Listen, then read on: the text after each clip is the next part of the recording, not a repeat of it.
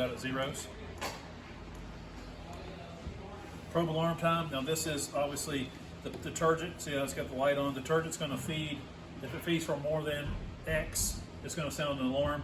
So in a conveyor machine, this may be like 2 or 3 minutes. In a door machine, 1 minute. If it feeds that long, you're probably out of soap or something. Rinse speed, you can lower this down. So if typically guys are getting about a 1.5 mil at 2022, so you can, I don't know how much y'all need, but you can determine that, but you can lower this down. If you get down into the low numbers, like into the teens, down in the tens, if you get down in here, it'll actually pulse feed. It'll just kind of turn and stop, because it's real slow. A lot of guys have high concentrated rinse, and they only want like 1/2 mil or something like that, something really, really low. So you can just lower that down where you need it. But most guys are running around 2022, somewhere in that range. Rinse on signal. So when the yellow and white get a signal from the machine, it runs. So however long that signal's there is how long it's going to run for. If for some reason, let's say you're on a door machine, but the rinse signal, when it comes on, it stays on for however long the cycle is. But when the cycle's over, it goes away. You can actually run this on a set amount of time also. So if that happens, then you can say, okay, the rinse cycle is only 10 seconds long. It's only supposed to run for 5 seconds or something like that, whatever. Now, some of these machines fire the rinse signal as they're filled. Yeah. Will that zero it out after, say, if you have it set for 5 seconds? This will, yeah. If you're on percent runtime, it'll run for you. So if I do that, I'm going to tell it how long I want it to run for. So this is the delay, but you have a runtime also, right here. But if you're on signal mode, it's just going to feed. So I'm going to go back and I'm going to set that back to signal, because that's going to be pretty much your standard. It's going to ask you for a rack time. So in this particular one here, if we say, okay, well the rack time is 90 seconds long, or whatever it is, you just put that in there. Or actually, this is for rinse, so it won't be that long. So it may be, 15 seconds long, or however long the rinse is, 12 seconds, whatever the rinse cycle is. If you want a rinse delay, you can do that. Sanitizer copy rinse, so obviously when the rinse runs, this is going to run. So if we want a copy rinse, we just do that, and then we can set how fast we want that to run. So to get your 200 parts per million or whatever it is, 150. so you can go up or down the scale, and it goes in increments of 5. So whatever you need to set that to, and then this is just counters at this point. So if you get in the program, you want to see you get a rinse counter. You can see how many times the rinse has come on. A door machine, that's easy, and a conveyor machine, it can be hard because they're running rack after rack after rack. Sanitizer, same thing. Number of refill counters. You can set, there's a function in here I'll show you where it's going to keep track of how many times the tank is drained. So if you want to count how many times you actually drain the tank, you can do that too, because whenever the probe is emptied of water, it can actually trigger that count and say, okay, you drained the tank by X number of times. Reset wash count. So if you want to go, okay, I checked it every month or whatever, and you want to reset it, you can. You don't have to if you don't want to. Again, there's the access code, yes or no, if you want to push the plus or minus button. Standby mode. This is actually the lime feature. So if they would lime the machine and you set that for 10 minutes, if they push and hold this button up here with this normal operation mode, it'll go into the lime function. And then it'll start counting down at 10 minutes. So it'll count down, and they'll just the line machine, if you get them to actually do that, then once it's over, it resets it. If for some reason they're done deliming before that counter is up, they just push this button one time and it goes back to normal. This is the power button, but all it does is turn the screen off. I mean, you've still got power in there. So if you turn that off thinking it's off, it's not off. You still have to kill the breaker or wherever you got the main power tied into. But if you had an account, you didn't want them, the customer always had to look at that screen and figure things out, and just hit the button and shut it off, shut the screen off. It'll still do its thing. No, it will stop the functions. Oh, It doesn't, like your power still. Oh, the power's here. there. Okay, gotcha. Yeah. Gotcha. Okay. I just didn't want you to think if you turn that off and you open this thing up and sort of put your fingers in there, you weren't going to get blasted. Yeah. Okay, enable water alarm. you want to say yes to this. Now what that means is that when the probe senses that there's no water in the tank and you're filling the machine and water comes in, so it would say, oh, there's no soap, so run this pump. Well, it won't run until it gets under the water. So as soon as it gets under the water and it thinks it needs soap, it then will fire the pump or the solenoid. It won't do it when it's out of water. And in probeless mode, if you went ahead and connected a probe to it and you ran probeless mode, all this is doing is detecting if you got water or not. And if you want to run initial charge, you don't have to run a signal. What you do, as soon as this thing senses that it doesn't have water, then it has water again, it thinks that it refilled the machine, it fires the initial charge. Because that's the only time you want initial charge in probeless mode is when they refill the machine. So, but you want to, it comes, for whatever reason, we put a request in to have this preset for yes. I don't see any reason why you wouldn't have that preset to yes. But if it says no on enable water alarm, just hit yes.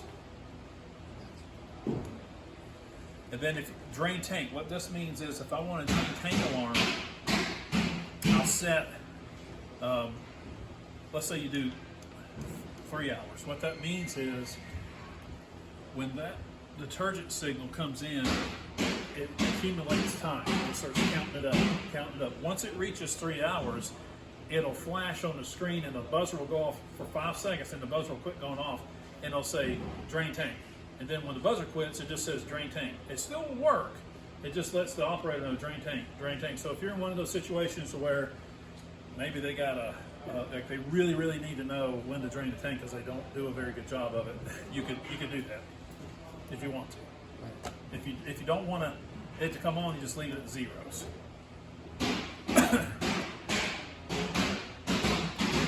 Link, rinse, and detergent in probe mode, you're going to leave that no. The only time you link those two signals is if you're in probeless mode. And what that means is in probeless mode, I don't need the black and red. I only need my rinse. So to link them though, if I said yes, then even though I'm disconnected to the rinse signal, the rinse is controlling my recharge in probeless mode. So whenever you get 3 or 4 different racks go through the machine, you want a little bit of soap to kind of balance that tank out. That's what the recharge is there for. But you want to link those signals. Like probe mode, you're going to leave it no. There's your language. There's your mode if you need to change it. Unfortunately, it's all the way at the very end, like I had to do just a minute ago, but you probably won't do that. And then that's it. So really, I mean, it's just answering the questions and then you're done. And a wear-wash unit's a wear-wash unit. I mean, it's not much different than what you guys are used to. You got a probe, you got your signals, you got your main power. Now, main power, the only time you'll run into a little bit of an issue is if you got a 440 volt machine. So the 440 volt machine, the power has to be stepped down to a 220 or 120 power.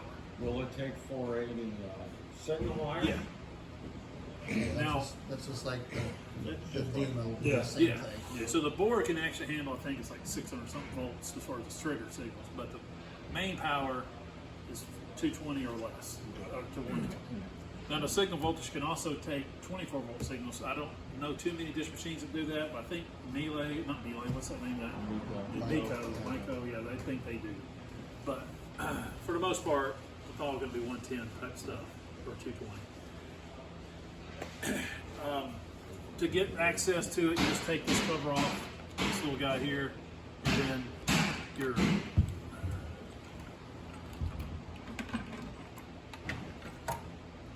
I would carry me a flathead screwdriver so you can turn this as you're putting the tube on, because it's a little bit of a pain to do it. So just take that screwdriver and turn it, put the tube in there.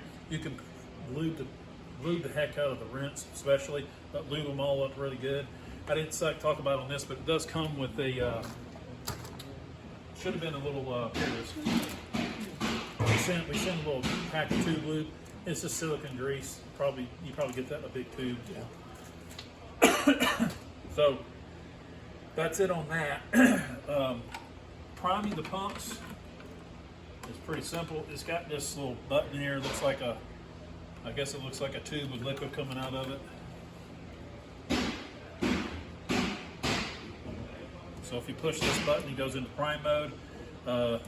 detergent, push putty, rims, sanding, and you see got that little cool little light in there that, you know, we fancy it up a little bit. And then that's it.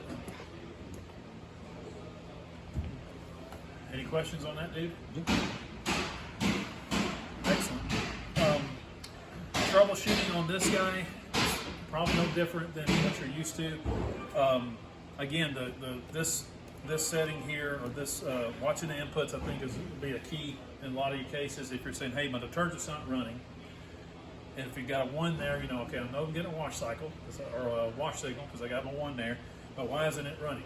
Well, you know, it comes down to, again, probably on the probe, more than likely. Clean the tips. If you unplug the probe here, it'll sense no probe, and that thing should just, you know, take off, you know, run. Actually, it won't, because it'll detect that there's no water, which will be another thing to look at. Make sure you got a good. If you go to here and you see a 0, you know, I'm out of water, so there's nothing here. Check your connection. So if this got cut, or you know, it's got knocked off somehow, whatever, maybe it's sitting in a pool of water, even though this thing's got seals all around it. Who knows? But that would be a key indicator. If that says 0, then either we got a bad probe, or there's something wrong with the cable, or something. But there's an issue with the probe.